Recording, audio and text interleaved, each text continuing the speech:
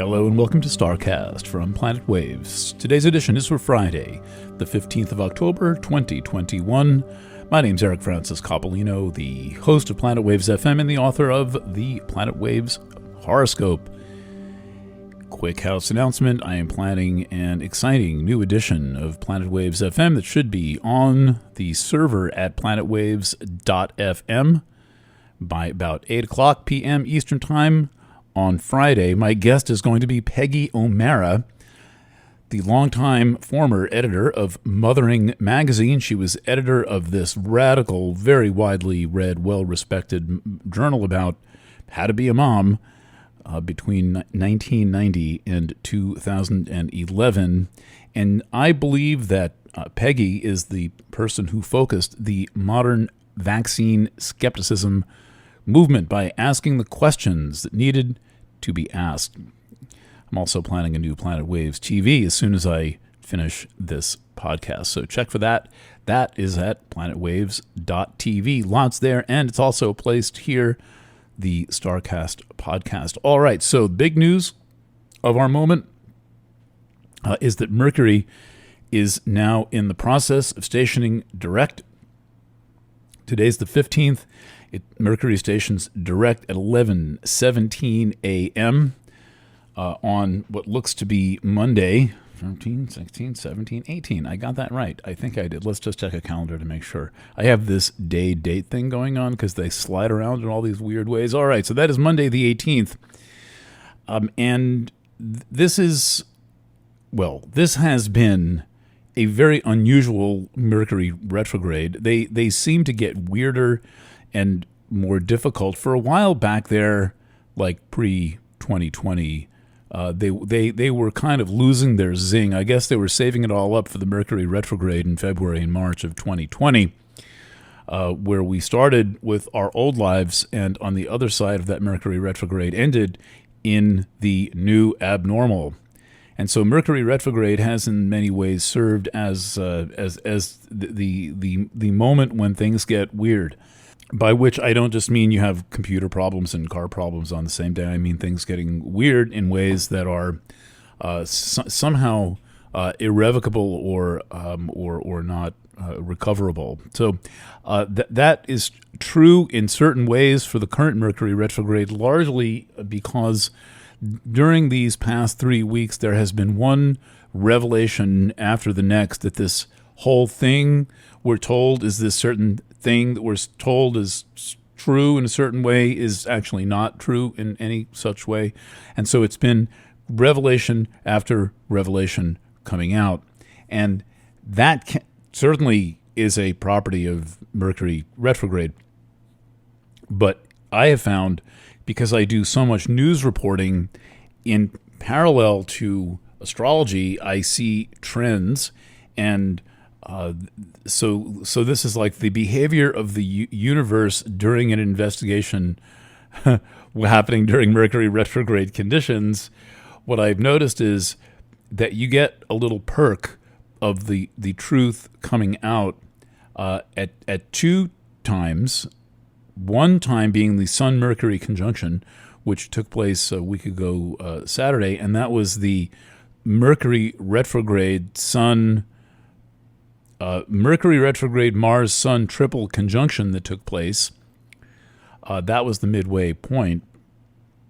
So that was loaded with things to discover.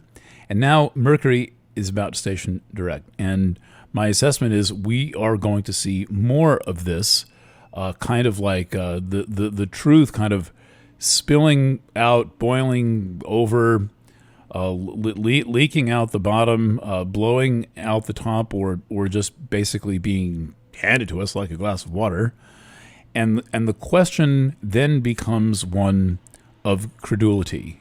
It becomes one of, do people have any A, trust in what they hear, and B, inclination to believe what might make them uncomfortable. So we know from let's say that big exciting thing that happened in 2017 and 2018 that it is now essentially a federal crime to make someone uncomfortable. And I can just imagine how like an encounter group at Esalen Institute would have handled that concept in 1970. They'd say, no one makes you uncomfortable. You're probably already pretty uncomfortable if something like someone looking at you, quote, makes you uncomfortable, unquote. And how about you take some responsibility for your own feelings? So now we're in the time when anything perceived as making anyone uncomfortable, intentional or not, true, false, or something in between, is the fault of the person said to be making the person uncomfortable. So there's always a finger pointed in this uncomfortability thing going on here. And it is a fairly well-established, well-understood fact that the truth or challenging beliefs challenges one's worldview, and that's like challenging their mental structure, and therefore can make people very uncomfortable because their world is being shaken by something that it doesn't really need to be shaken by, or being shaken can be a pleasant experience of, oh, wow, I was wrong. The lights are coming on. I'm so glad I'm now informed and enlightened about this thing. So pay attention for, let's say, perks, which you might think is perquisites, but no, I'm saying like percolation, like bubbling up. Something real, unexpected, bubbles up from deep inside the universe, and we learn something. And then ask yourself how interested you are. Is that, ask yourself if what you learned matters to you, and does it matter to the people around you? This is really the question, much more than will the truth ever be known? Come on, everybody knows the truth. It's a question of, will it be acknowledged? Will it be accepted? Will it appear in the New York Times? Just a bunch of people, the New York Times, being arbiters of what they want the public to believe is true. That whole illusion is no more real than David Copperfield making a Learjet disappear. We all agree it was a good trick. He certainly made it seem like he made a Learjet disappear, but that jet airplane did not depart from the physical plane. It was an illusion, a very well done illusion. And this is where we live, in this kind of David Copperfield world of stage magic. And the only way to get beyond that, the only antithesis to that, is to peel back the layers and notice what it is that you're seeing.